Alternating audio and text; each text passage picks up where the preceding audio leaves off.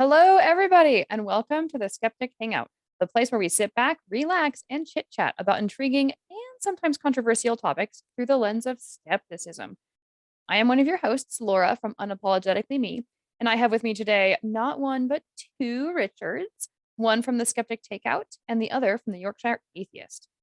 Today is a very special episode number 50. So today we are going to talk about, well, us.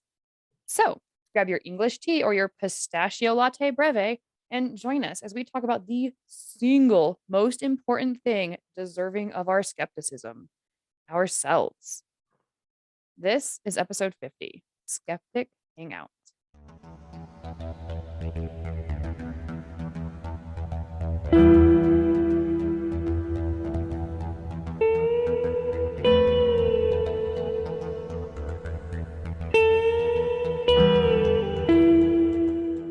I just want to clarify something. So we're 50 episodes in, but never have I been sat back and relaxed. I'm never sat. I'm Never. Sat I'm always leaning forward and my back's all sitting at this dang deck. Desk, not deck. So I really hope that all you listeners out there are actually sitting back and relaxing, because clearly the three of us are not. I think we should point out as well that we're not just doing this special simply because we've not got any more topics to talk about. 49 episodes of subjects and topics, and some of them of which we had no clue on. It's been a very fun year and what about a year, hasn't it? It is almost 52 weeks makes a year, and this is number. And all of the listeners and viewers have got to go back all through those 49 episodes to work out which were the ones that we really didn't know what we were talking about on. Ooh, and I want to know. So that'll be this week's challenge. Let us know which episode we knew the least in. Certainly, you can't name the episode in which we knew the most, because I don't think there is one. I can certainly name the episode in which we talked the most, and that was a history episode with me and Laura. Oh, dear God, yes. Yeah, but you know what? So a lot of these subjects are fascinating in their own ways. Some of the subjects are ones that we haven't considered or thought about to varying degrees. But for some reason, the two of us being on that, and I suspect that Gil, if he was on it, would have been just as chatty about it. I know you're a linguist. I still haven't made it all the way through that episode. Don't bother. If you made it even halfway, you're a hero.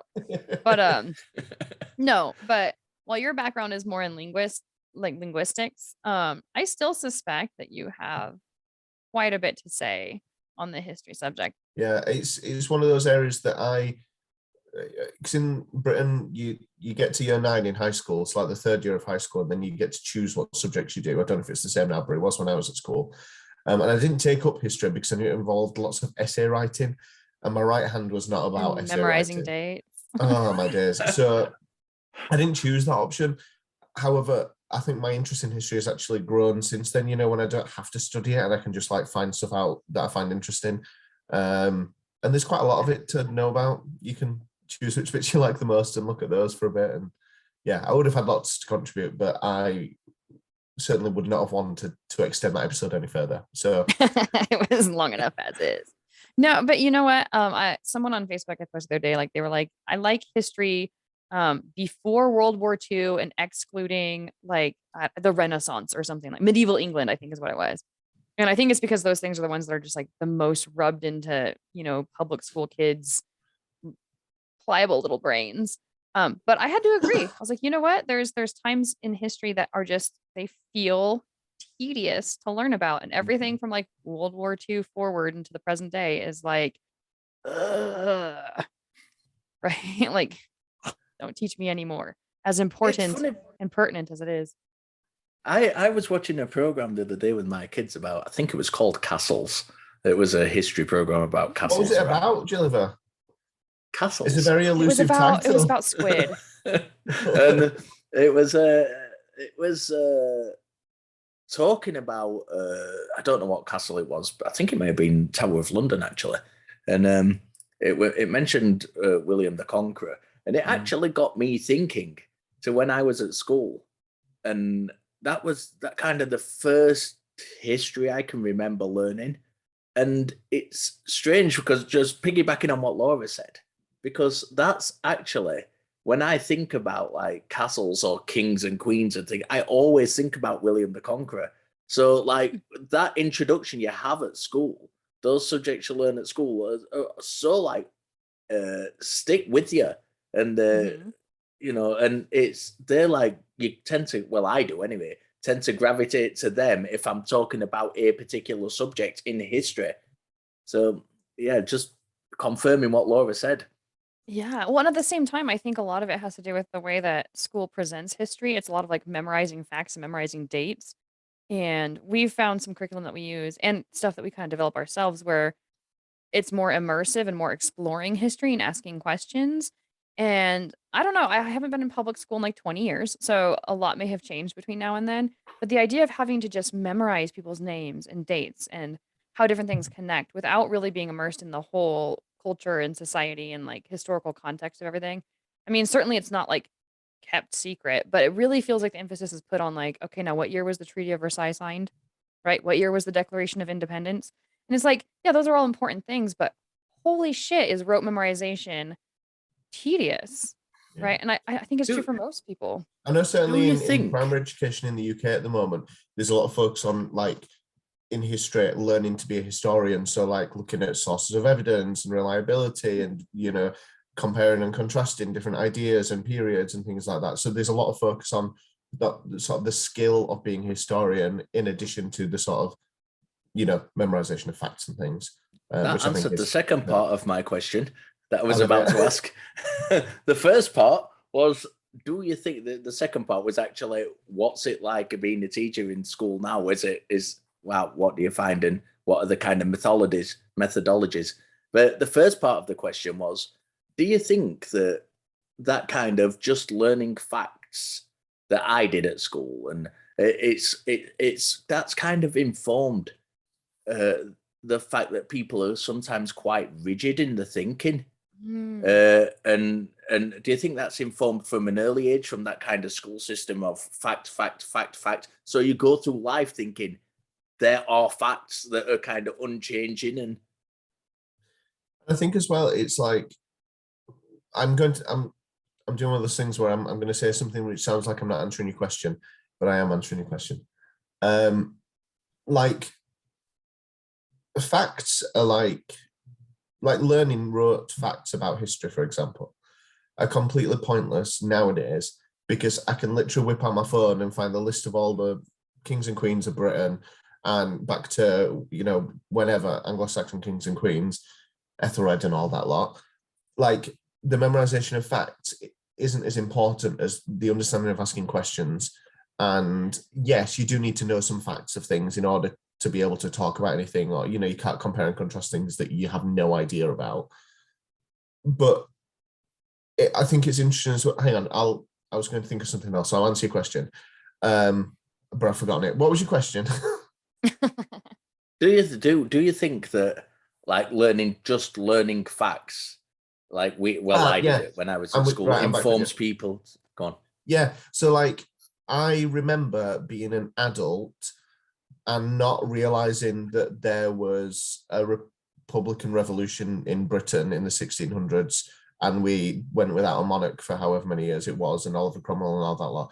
Like, because the facts that were chosen for me to learn about were to do with Egyptians, ancient Greeks, ancient Romans, Anglo-Saxons, Vikings, medieval Britain, so Henry VIII and all that lot, and World War II, and that was it.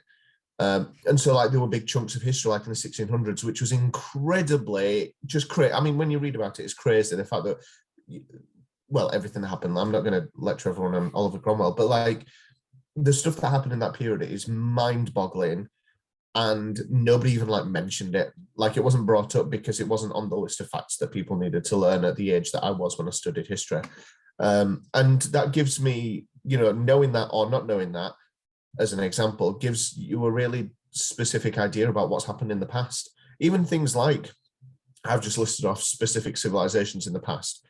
Children have a really clear idea about a misconception of one day the Romans started, and then one day the Romans finished, and then there were some other people, like as if like everybody was just born and there were Romans, and then suddenly all the Romans were dead and they just weren't anymore. But that's not how history works. It's not like everyone was Anglo-Saxons and then everyone stopped being Anglo-Saxons and there were no more. But we think about it in these very distinct sort of static periods of time. Mm-hmm. Yeah, did I answer your question? I think I did.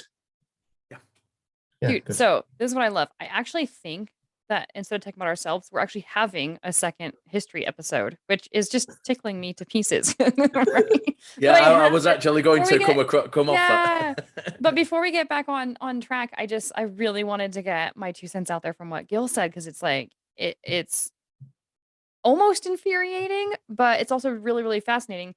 But like, I didn't even realize how complicated the forming of the United States actually was. How many failed systems of government we had before we actually settled on our current constitution, and how long it took them to pick the capital, and how tumultuous it was the first few like presidencies and choosing a president and voting and stuff. It was not like go to your election poll booth and vote for the president, right? And who was allowed to and who wasn't allowed to.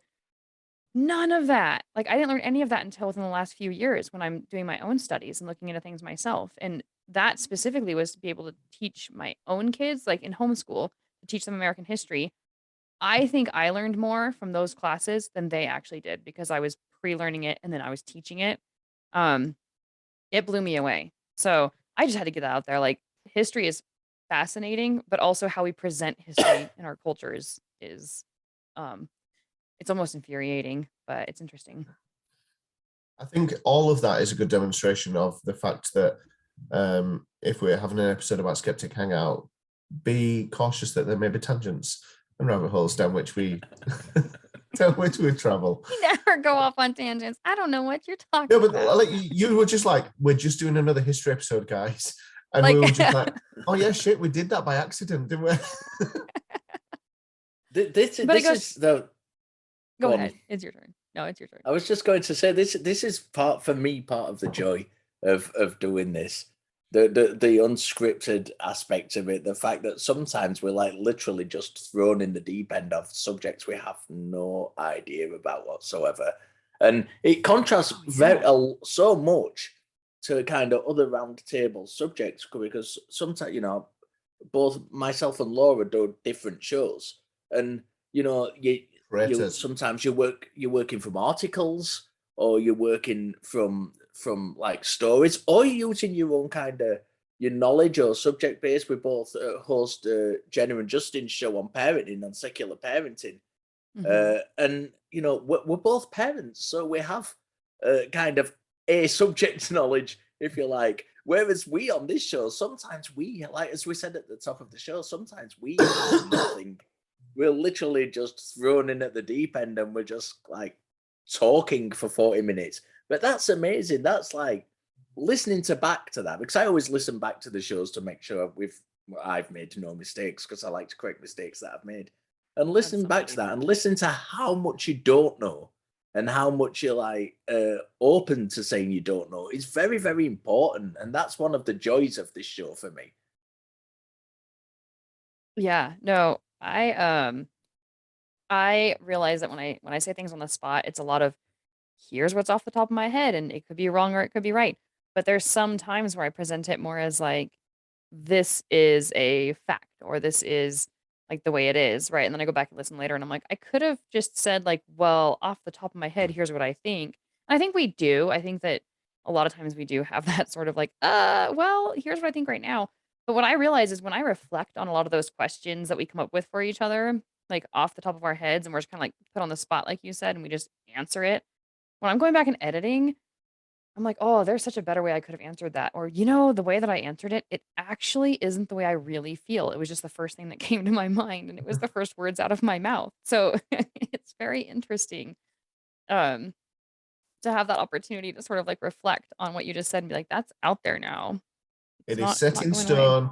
It is on the plinth of YouTube now, that it's all there forever on the permanent record of history.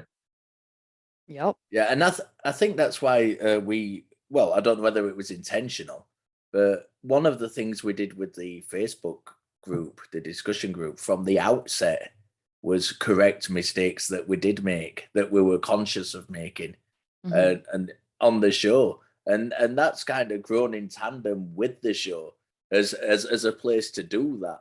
So if you do listen to the show and you've not looked at the Facebook discussion group, go and have a look there, and because we do correct ourselves on an almost weekly basis, because we tend to be wrong quite a lot. Yeah, I mean, there's even one thing that I meant to go in and correct. And like as I was getting ready for the show and I opened Slack up and I read my comment to you guys, oh, I'm gonna make a post saying blah blah blah blah blah, right? And I was like, oh, I never made that post. But like last week when we were talking about it was about the soul, and we were talking about Week before you had made the last. comment like week before last. Okay, yeah, everything's all blurry in my head. We were talking about the soul and how Richard had made the comment, oh, the concept is dead to him personally. And I was like, yeah, I think it's dead academically and scientifically and historically. Like, there's no place really that it fits. When I listened back to myself, it sounded like I was making a statement like in academic circles, there's no need for discussion, or in scientific circles, there's no need for discussion. I was like, man, sometimes I can present my own opinions or feelings or arguments so authoritatively that it comes off completely wrong.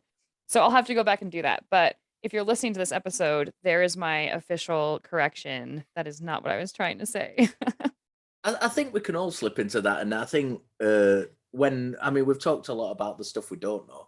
There have been some episodes where we've all had particular areas of subject knowledge, and I think in those situations it's natural, although it might not be right to do so, but it's natural to speak authoritatively. Mhm. When it's something you have a genuine knowledge about, and the way you speak can come across as though you are saying, this is the case and there is no kind of other opinion. No gray and area. and, and I'm sure that's not what any of us uh mean when we're saying that, but it's a natural way people speak, and that's another kind of area in skepticism that we need to watch ourselves, the way we present information.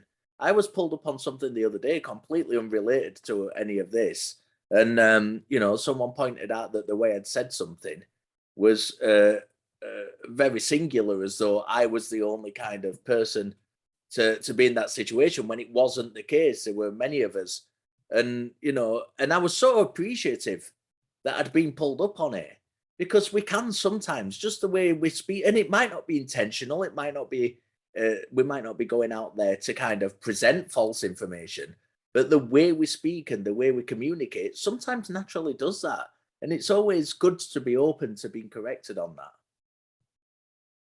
I think Boris Johnson should watch our show, because I think he might have a few things to learn from what you've just said. But that might be an outdated reference by the time this goes out, with any fingers crossed. Yeah, good luck. I know we've obviously had an episode on skepticism, and this isn't a skepticism episode. It's more just about us and the show and stuff. But I do think we strive all the time to try and look at things skeptically, and we definitely don't do that perfectly all the time. Like, without a shadow of a doubt, we don't do that perfectly all the time. But I hope in any way that people who watch or listen to the show do get some good ideas about how to look at things and how to think about things and question things, because I think it's just a really healthy way to live your life, and not just in, it's really easy to jump to religious and philosophical ideas, which we do talk about a lot, but actually in so many other ways, areas of life as well. And I think it's certainly helped me in terms of my discussions with you both and the guests we've had and stuff, to reassess certain things that I thought about in a certain way, or the way when I'm presented with sort of issues moving forward and stuff. And I think I'm really appreciative of that. Yeah, I mean, I think that we all, like, even skeptical people can fall into the trap of um the fallacy, like the from authority. I can't remember exactly what it's called. Where if you think somebody's an authority or you think someone's knowledgeable, you'll just believe it. And it's funny because On Facebook, I was reading earlier today a message that somebody put on somebody else's page, like as a comment, like along the lines of, this is not a direct quote, but along the lines of, like, oh, you don't believe in like following authority, and it was in regards to the Bible, like not following the Bible, being an atheist, right? Like, oh, you don't want to follow authority, and yet and something somebody else said and the writings of others, but you'll still get the vaccine, right? And the whole the whole insinuation there being, well, you're just as blind as you say we are, and you're just as much of a follower as you say we are. And while that point may have been somewhat terrible and misplaced and stuff, it does have a little bit of relevancy. Like, Yeah. are you doing COVID precautions just because someone's telling you to do COVID precautions, right? Or are you doing it because you've done the research, and are you thoughtful about it, and do you understand why, or what the pros and cons are? And certainly not every single person has to do that. But if you're gonna say you're skeptical about one thing, be careful about not being skeptical about other things, right? Where you can fall into that same pitfall. Um, so yeah, it was just kind of interesting because it was thoughtful. It was like, yeah, how many atheists do all the vax research, right? Probably not a heck of a lot. Yeah. I want to talk about the show and in a minute, but before, just while we're on skepticism, I Yeah. think it's important because people tend to, and I try and say this as often as possible when I get the opportunity to do so. We kind of, a lot of people think skepticism is a kind of us versus them thing, and it's Right. the skeptics are out there trying to kind of impose this thing, this closed-mindedness on people who are open-minded and believe things. But we are all prone to bad thoughts. I make mistakes on that I recognize, and I'm not even talking about the thousands that I don't, but the ones that I catch on a weekly basis, where I might be driving to work and see something and mistake it for something else. I might Mhm. say something like we were talking about earlier, where I may present it in the wrong way, and this happens on a weekly basis to everybody. Everybody needs more skepticism, no matter how skeptical you think you are. Then there shouldn't be a gatekeeper to skepticism. You shouldn't have one person or one group of people saying this is skepticism, and yeah, if you don't do it this way, this isn't the right way. Because we're all prone to making mistakes, every single one of us. Yeah, it's just a matter of being aware of it, right? Like Yeah. I find that my very, very, very first reactions tend to be more emotional. And if I respond to something somebody said or something that I see or read, if I go with my first gut reaction, it's typically an emotional one. And sometimes it's grounded and oh, okay, it's justifiable. And sometimes it's not. I'm like, ooh, actually, upon thinking about it, I have the exact opposite opinion, and then everywhere in between. So just being aware of that kind of stuff, like, ooh, maybe I shouldn't trust my first reaction when somebody says something, especially if you're talking about something that you already think you don't believe in, or you're already a little bit skeptical about, right? Are you actually listening to what the person's saying? Are you actually taking in the evidence that's being presented and dealing with it? Or is your first initial gut feeling of, well, this is bullshit, or I already don't believe this, is that what you go with just because it's comfortable? You said, Gilva, you wanted to talk about the show. Should we do our commercials first, and then we can talk about that, perhaps? Yes, let's jump into it. All right, off we go.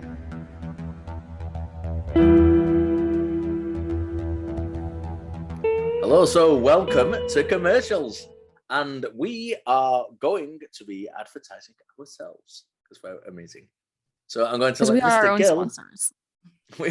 We are, and I'm going to let Mr. Gill tell you about our wonderful Facebook fan discussion group. So, for those unaware with the concept of social media, there are various social media services where you can get together and speak to people that you know, sometimes people that you don't know. One of these Facebook, I'm messing up my own thought process, which was not very clear to begin with. One of these social media spaces is called Facebook, and on Facebook there are groups, and in these groups you can talk to people with lots of similar interests or different interests about various different things. One of those groups is the official Skeptic Hangout discussion group, where you can talk about this episode today. And there's probably not much to talk about this episode today, or there's maybe a lot to talk about, who knows. But go on there and talk about it, and we will talk about things too. And you can see that the link to that and everything else in our link tree, which is linktree/skeptic hangout. What else can we find on there, Gilliver? We can find merchandise. We can buy all sorts of fantastic Skeptic Hangout related things, like glasses, cushions, I believe there are on there, mouse mats for the old, like me, and I like a mouse mat. yeah, cups. You can get a cup, you can get a t-shirt or an array of t-shirts. It's all fantastic stuff. So go on there, have a look, navigate around a bit, because there is so much on there. Choose your product, choose your design, get it shipped. There you go. You're helping us out, and you're looking very suave in this process. I love it.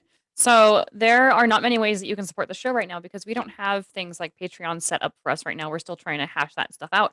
So the merch store really is the only way to financially support the show, which we do voluntarily. We're not getting paid for it, but it would go towards equipment and better programming and not using free software to do our stuff, but getting some of the nicer stuff. So as of right now, that's our only avenue toward improving the show. But you can also support us in other ways by taking Gil's advice and going onto social media and following us and sharing us and spreading the word. Because that is how we're going to grow, is by lovely people like you sharing it with other lovely people and going from there. So I love the yeah, fact thank that you you. had to highlight the fact that we're not getting paid to do this, as if like there's some big wigs in the background who are like paying us thousands and thousands of pounds every episode to do the Oh, show. wouldn't that be It's definitely nice, not the dude? case. I would do so If, much more however, with this show. if there are any big wigs who do like the show and you want to pay us thousands and thousands of pounds to do I it, would not say feel no. free. We will take sponsors. We are not above financial compensation. Mm-mm. No, but yeah, I really appreciate everyone's support, and those are definitely ways that you can do it. So, yeah. Was there anything else we wanted to say before going back to commercial break or from commercial break? No. We do have a link tree where people can get on there and get on all the different ways to follow us on the podcasts and the YouTubes and the groups. You can get on our link tree and go and have a look at that. Richard, what's the address for the link tree? Linktree/skeptic hangout. So like linktr.ee/skeptic hangout. But yeah, some people may only listen to us on Spotify and may never have seen our incredibly photogenic faces. So you can hop on there to find us on YouTube, and vice versa. If you've definitely had enough of our faces, there are audio only versions available too.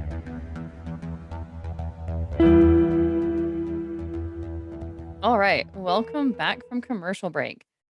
Let's get back on the topic of today's show, which I'm sure we'll get back off of in a matter of a heartbeat and a half. But the topic of today's show is the show. So let's get back to it, gentlemen. Yeah, the 50th anniversary. The 50th anniversary. 50th anniversary. Not I even wish. close. The 50th Wow. show. You know when We've been doing this since when they said we all make mistakes. 1972, and the grey hairs are showing. I very much doubt I'll still be here for our 50th anniversary. I'm sorry to disappoint everyone. I Slacker. think I wanted to ask about looking back on the kind of where we started. Not necessarily the first show, but kind of coming into doing the show. What were your kind of expectations for it, and has it gone in that direction, or is it veered away from that somewhat, or just very interested in your opinions on that? I'll let Laura go first. Oh dear. No, honestly, like when we first started the show and we had said we weren't going to do research, we're just going to talk about it. I kind of struggled against that. I actually really wanted to do research, and I think at some point the two of you kind of showed that a little bit in different ways too, like kind of trying to prepare for the show a little bit. But I think that melted away really Richard. quickly, right? Mostly because we only have so much time in our days, and we're all three busy doing other things, that to try and put so much energy and effort into the research of this show, it actually would make it very much more difficult to even have the show. So that is something I appreciate about it. But I also it exceeded but also changed my expectations in terms of what we bring to the table. That we don't have to bring exact facts and references and studies. We can just say, like, hey, this is a place to start the discussion. This isn't the place to do the research or to learn from. It's just a place to maybe generate some questions or generate some interest. And that to me is actually kind of cool because there's a lot of educational stuff out there, podcasts, videos, references, books, like you name it, Certainly not here, websites. out there. Not here, not here. And that's cool, actually. Like, I love teaching. I love being informed and informing others. And I love knowing where my information comes from. Right. But at the same time, sometimes it's nice just to sit back and talk and to kind of like take that weight off your shoulders. But it's also a big responsibility. Like, I can't tell you how many times I thought going into the show that I would have facts off the top of my head. And then as we start talking, I'm like, blah, blah, blah, right. And it's like gone. Right. So, and then after the show, it's like, oh, there's that word I was looking for. So it can be difficult too, to not have those things right in front of you. But I think it actually adds a good flavor to our show. I've discovered that I prefer to do these sorts of things with other people rather than on my own. I certainly prefer to do that. And to have gained two really good friends like you two is awesome. Whenever I tell anyone, like, I do this show where I talk about things skeptically with a guy whose name is nearly the same as mine from Sheffield, and this random woman from Nevada, everyone's reaction's like, of course you are, Richard. Of course you are. Of course. But I love it. I love what we do. And I've learned loads from doing it. And I think it's, I don't know, like the fact that we've got so many things still to talk about is wonderful. You know, we've talked about an incredible number of things, and especially in the early days, we used to say at the end of every episode, we should do another episode about this because we had so much to talk about. And I think we don't say that as much anymore, but just because we know that it's the case for every single episode we do. But like, that's awesome. Like, this is episode 50, and there have so far been 50, this episode doesn't really count in what I'm about to say, like 49 episodes of original things that we're going to talk about in broad brushstrokes. But there's just no limit on the things that there still are to talk about, and I think that's awesome. Jennifer, what about you? Yeah. Oh, sorry, were you going to speak to me, Laura? No, I was going to ask a question that came to my head based off of what you said, but I want to hear Jennifer's answer first. Okay. When we set out to do this originally, I was just very excited because I was getting to work with you two, and you know, I told the story many times about the fact that part of the thing that got me into this whole kind of content creation was watching you two to begin with. You could, because you both started out a little bit before I did, and you know, I was just so excited to be working with two guys whose people whose shows I enjoyed watching anyway. And but it's, and I don't know what kind of ideas I had. I don't remember what kind of ideas I had for long-term plans, but one of the best things about doing this show for me has been the two things that stand out for me are, first of all, the amazing guests we've had on, and the amazing guests who've been so willing to come on and want to come on the show. You know, from Jenna Belk was our first one, I think, our first ever guest. Yeah, and that was an amazing show. And then, like, we've had people like Kenneth Leonard on, you know, Rudy B, you know, all these amazing people out there who've come on and done the show. We've had shows where we've like almost had to cancel last minute, and then we've had guest hosts step in to help out and kind of make a show happen to begin with, which possibly might not have happened, you know. And it's been amazing, that ride. But and the other thing is, the people who watch and listen to the show have been so gracious to us, you know.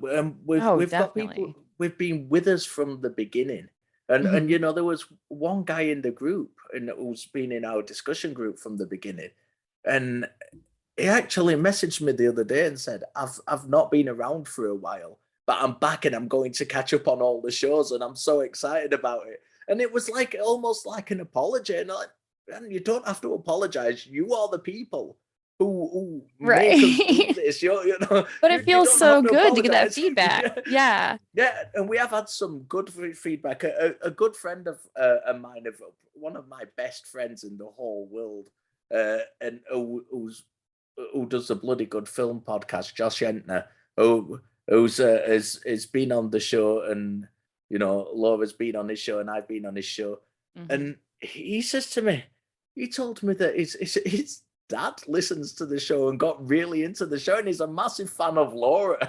It's because I make all the good points, gentlemen. The thing is, it's amazing. It's amazing to hear a That's story like cool. that, where someone Yeah. who's a fan of the show, a genuine fan of the show, and like they've got Yeah. other people listening to the show and interested in the show, and I love that. I think that's absolutely brilliant, and that makes it all worthwhile for me. Oh yeah, because the three Yeah, of us can brilliant. just sit around and have a conversation anytime. But having that interaction with an audience and with other people who are interested in what we have to say is really phenomenal. But that actually kind of segues into the question that I had, which was we only have about 5 minutes left until the end of the show. But I was thinking the future, right? Like where we want to go in the future and what our thoughts are on this show moving forward. Gil. All right, okay. I just think the discussions that we have with each other, that we then carry on with the people who have watched or listened to our ramblings, just that in itself, carrying on, I think, is a wonderful idea. Just the fact that we get to keep having these discussions and get to keep continuing them on. I can't wait for when we do eventually get round to revisiting some of the episodes that we said we were going to do a second episode on, because I think it'll be a good opportunity for us maybe to go back to see what we talked about first time, and do, like you were talking about, Laura, like, actually, I completely missed out this whole big idea that I had about this topic, which I definitely wanted to talk about. Right. But I think as well, just I'm excited for, as we grow, more and more people to be able to, hear the conversations that we're having and hopefully be inspired by some of the things we might say. I don't know, that's a bit of a bold claim, but there we are. Jill, what do you think? I'm looking forward to some of our future guests who are coming on. Yeah. That's I'm not name dropping anybody, but we've got some cool people lined up. But apart from generally speaking, I'm interested in how the show grows, and long time listeners will have noticed that we've kind of tweaked the format here and there as we've gone along. We've changed things around, we've swapped, just things that we think works better and increases the flow of the show. We've shortened the shows, from the hour plus shows we used to have, to under an hour now, and all little things like that, which just move the show forward. I'm very interested to see what the future will bring. We've talked about it before, and we don't have the means to do it yet, but maybe we'll get to a point where we do live streaming and live episodes and have even more of an interaction with the audience, and and have live chat and things like that. That's something that would be really exciting to explore in the future. But as far as I'm concerned, onwards and upwards, we can, as long as people keep enjoying the show and keep listening. I don't, give us feedback if we do anything wrong, if we're going in the wrong direction. Let us know, because that's the last thing we want to do. I just think the main thing I'm looking forward to is when we get to the point where I can buy a house from the YouTube ad revenue. Oh yeah, so when we start that I'm getting looking Patreon. forward to. It shouldn't be too long, I don't think. Like a week or two tops. Yeah. No time at all. No, you know what I'm the most looking forward to, which is going to sound totally bizarre, is when we start getting topic ideas from other people, and not just from our conversations and from our guests and stuff, but just random topic ideas that we might literally have no idea about. Like that to me is fascinating. Like we have our list of topics that will probably last us a good year or two if we do things right? Like we've got material. But how cool would it be to start getting topic ideas that aren't so I'm gonna say ethnocentric, like, or aren't so obvious, right? Like homeopathy, religion, souls, that kind of stuff. It's kind of like a little generic, in the sense that it's part of our everyday lives. So I'm anxious to see what happens. It's interesting you said that, though, because somebody and it is kind of the typical topic we do. But I actually had for the listeners, we have kind of a schedule of episodes that we put down, and if we come up with episode ideas, we add it to the schedule. Mhm. And I added Angels on there the other day because one of our listeners actually suggested it to me. I love So it. See, we're already on our way then. My dream is already coming true. It does Laura's sometimes dream of the happen. well of ideas running dry is coming true. No, And- of it being enriched. One thing we do with our guests as well, when we do have guests on, is say, here's our list of episodes, here's a list of topics we've got. If you don't want to do any of those and you do want to do a topic of, you think of a topic you'd like to do, let us know and we'll do that instead. That's because, as Laura says, getting a wider pool of ideas and, different inspiration to talk about is fantastic. I am waiting for the day when we have a guest that wants to come on that picks a topic that's interesting to them that the three of us literally know nothing about. So it'd be a whole episode of us just asking questions and talking and learning, but it'd be so raw and so off the cuff because we don't already have a basis of things to say or our own opinion already built around it. Like that will be, I think, my next favorite episode, and I hope it Like happens. live and skepticism. absolutely Live on the skepticism. spot. Yeah. Like you're telling me about what now? Wait, so what was that you just said? Yeah. No, that'd be really exciting for me. But sometimes when we go into episodes dry with episodes we don't literally know nothing about, Mhm. they turn out to be the best ones. Oh, yeah. There's been more than one occasion where I've kind of gone into an episode thinking, oh shit, I have no idea what we're going to talk about here, and it's turned really dynamic and exciting as we've been moving along. I like that. Yeah. Well, that brings us up to the end of the show. So, I'm really glad we had this opportunity to kind of like revisit the past and talk about the future, and celebrate the fact that we actually made it 50 whole freaking episodes. Congratulations, guys. But really, the people that we should be the most grateful for getting us to episode 50 are all the listeners. So you guys freaking rock the cat box. So thank you so much for your listenership. That was and for such your an American thing you just said. Little play on words there, You butter our crumpets. I And love it. and the French croissants. But anyway, thank you all. You for everything moisten that our you do. tea. there we are. It has been What a way to fun. end the 50th And- episode. right. Like here's to many, many more. All right. Bye, everybody. Thank you, guys. See you.